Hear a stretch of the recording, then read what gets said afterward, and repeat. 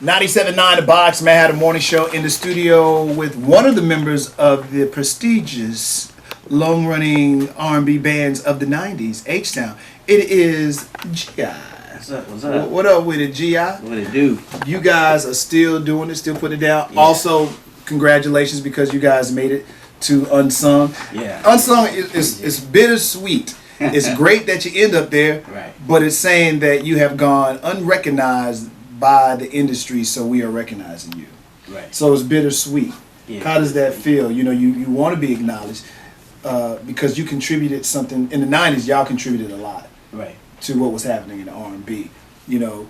But to hear the other part of it, yes, you are unsung, which means you're unrecognized by others. Probably stings a little bit too. Yeah, but you know, that's the name of the game, though. That's the industry. You gotta take the bitter with the sweet. You know what I'm saying? 'Cause it's like a roller coaster ride. It's up and down. You know. Yeah. And you gotta be able to just take that ride and ride the wave all the way. You were one of the big groups of the 90s. When you think about that, was that ride, does it still blow you away to this day? Because I remember you coming into the club, Studio 9.9, Yeah. asking for your song to be played. But do you really have it in your head as to where this trip is getting ready to lead you to? You know, everybody wants to, I want to put out records, I want to be famous, I want to be rich, blah, blah, blah, Right. blah, blah. But did you really see everything happening? And was it everything that you imagined it to be? Yeah, it was that and more. It was that and more. You know. So everything that happened in it, I expected it. You know. So I was never expecting it to be one great, big, happy ride. You know what I'm saying? I expected the bumps in the road and everything. You know what I'm saying? Because it took me a long time to get there. You know. And you know, on the way, you know, I'm good at like maneuvering and networking and you know keeping good relationships with people. So that helps us sustain and stay where we are. You know, at least stay on the road touring and you know doing stuff like that. What for every group, there's gonna be that time that comes when the number ones, the top tens, they ain't happening. The music landscape, it changes. What happened with H-Town during that time? And over the last few years, there's been a '90s resurgence. So I know you're on the road now. But what happened after the hits to get us to where we are today? You know, how were you all coping? You know, with that period of time? Because it was low. He want to know, did y'all have any money and how was y'all surviving? I'm break it down to y'all. Well, I guess all that's inclusive as to what I was saying. But to be honest, we kind of like stayed in those we went and toured in those secondary markets. Mm-hmm. So we went and took advantage of those secondary markets. You know, like Tupelo, Mississippi. You know, what I'm saying Biloxi, Mississippi. You know, Yahoo. You know, and going overseas. So you know, when we wasn't in the major states, you know, in the big cities, we was in the little small cities. You know, what I'm saying Still doing it. Yeah, we still do. Are you surprised that you're still able to make a living off of? Yeah, I'm surprised. Yeah, I am. But you know, first I'm thankful though. I'm thinking we have those kind of records that people still recognize today. You know what I'm saying? And I think like knocking the boots, like every year, it kind of renews itself to the next generation. You know. Did you know you was making a landmark record when y'all did Knocking the Boots? Nah. Even the phrasing of it, Knocking the Boots. You know, you kind of captured that moment in time in the '90s when that was the saying. You know, Right. Knocking the Boots. Right. You know. Candyman. You always wonder when it's happening. Yeah, Candyman as well. You always wonder when a group or artist is going through that kind of thing. Do they realize that they are a benchmark in history? Right. You know? We had no clue.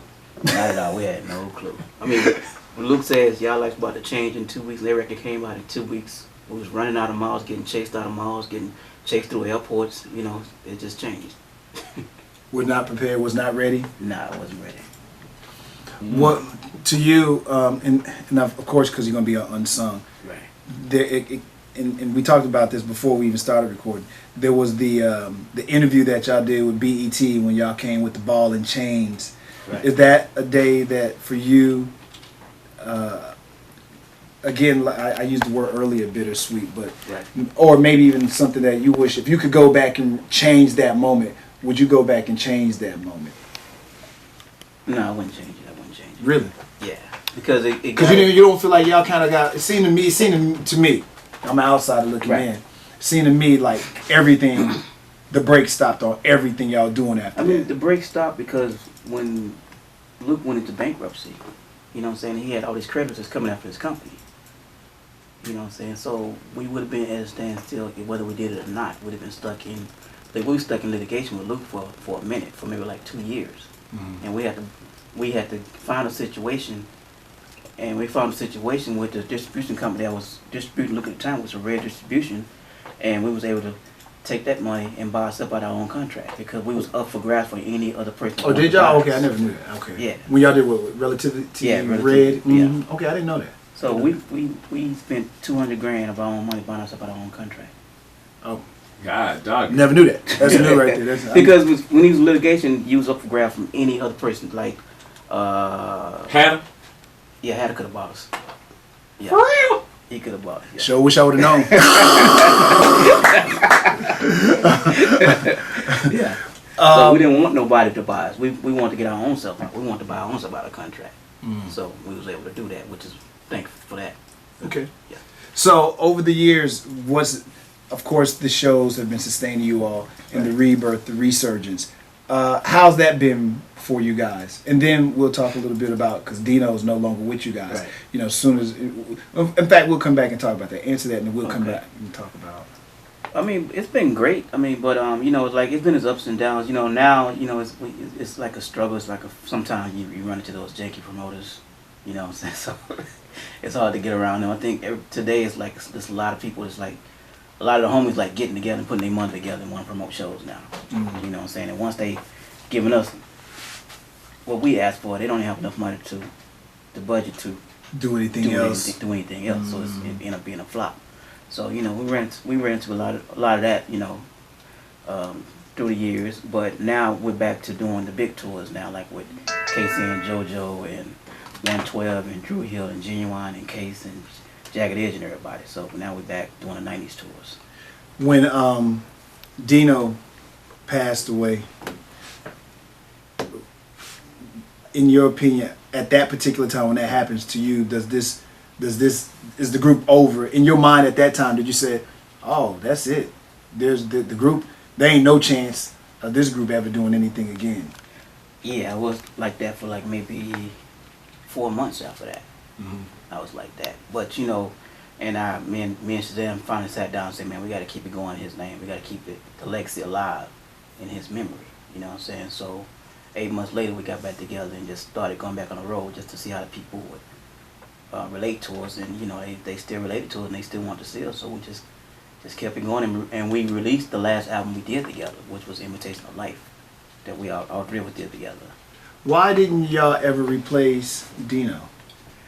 I think that was like a touchy situation because that's his twin brother, and he, you know, really can't see anybody in that spot of his brother. It don't feel naked to y'all though, because it was 3 men on that stage before. It does sometimes, but you know, most of the time it's like, you know, we feel like he's on stage with us. You know what I'm saying? Once we get in that energy from the fans and stuff like that, you know what I'm saying? We just go all the way with it. You know what I'm saying? It feel like you're right there on stage with us. What's one thing that I guess with the resurgence now and being, you know, Unsung getting ready to put you guys on TV again, what's the one thing that I guess you would like for everybody to take away from the special on H-Town? I guess really see how much we have contributed to the 90s, you know, and to... Does it hurt that you feel like because you don't get recognized for your contribution to what happened in the 90s? I mean, you guys, like I said, were a very big part of the 90s. It was you and the Jodeci's and all those. It does a little bit, but you know, I understand the politics of it, so it doesn't bother me as much as it would somebody that really want that attention. Like, what about me? What about me? You know, but I understand the politics, so I like I said again, I expect the bitter with the sweet. You know what I'm saying? But I know. Did you grow into all that? Because you seem to be very. I've always been that way. Yeah. You know what I'm saying? I mean, you don't change too much. No, I haven't changed. You look exactly the same. Yeah. You don't change too much. Because if it were me, I'd be looking kind of crazy right now. You don't change too much, man. How do you think you were able to be, I don't know, level-headed through the whole thing? You know, because let me tell you something. When you work real hard to get somewhere, and then you get there, and you get to dance, you know, at the big ballroom. Right. You know, for somebody to say you don't know if you get a chance to go back to the ballroom ever again. Right. And you have to deal with that. How did G.I. deal with that? You know what? I always dreamed big, so I always was a step ahead of what was going on. I always saw it coming before it came, so to speak. like that whole shift change when corporate took over. You know what I'm saying? From being one person owning one radio station to corporate owning 250 stations. You know, I already knew what was about to happen. So you was like, You know. what it is what it Yeah, is. it is what Nothing it you can do is, to yeah. change it. No. Let me just figure out how I can get in. How I can fit in it. Okay. Yeah. And that's still where you are today? Yeah. Still where I'm at. Food, come and collect, and just trying to find my little spot in there. And what about the music for you guys too? I know Yeah. y'all still record and stuff like Right. that, so. Well, you know, we just dropped, you know, like I said, Green Light is on iTunes, you know, and we just putting, you know, now, you know, we know really, for as music, you know, for as R&B, it's not really like getting a lot of sales as far as digitally, you know, as far as downloads and stuff like that, because it's so easy to snatch it off the internet now, as far as YouTube and free downloads and stuff like that. And the bootleggers, of course, you know what I'm saying? I think we went platinum about 3 times with the bootleggers. So we just, you know, we just throw it out there for the fans, and, you know, just to give them a little taste of what we're doing now and what's going on, you know, just to, you know, let them hear what we're doing right now. Slow it down, beat it up and Makes slow me it love down. to you, baby. Slow it down, beat it up and slow it down. I love it when you make that sound, girl. I'm about to take you down. Now it's getting dark outside, and the mood is really right. Let me show you how I get it on. Good love to the early morn. The sunrise on your skin will look so sexy, baby. Alright. G.I. of the group H-Sound, well, congratulations to you guys. Again, you know, you hate to be recognized. You want to be unsung, and you want to be recognized, but kind of, you know, it's like I said, it's bittersweet. It's saying that we recognize you, but at the same time, the industry is not recognizing you, and we know that what you did, your output was good for us, so we do want to recognize you. So on that, I congratulate you guys. Appreciate it. I think the first time you actually said tonight, though. Okay. But it doesn't matter. Go There ahead. you go. Yeah, and also we're having a viewing party tonight. So if y'all want to hear about it, know where it is, just come to our social media, Instagram or Twitter at H-Town 4 Life, H-T-O-N 4 Life, or at T-Tubs H-Town, you know, for more information. All right. G.I. from the group H-Town, we appreciate it, brother. Thank you so It's much. always love, man. You know, Always. Hattie, you my boy, you know, J Mac, the freestyle king. Yeah. You know what I'm saying?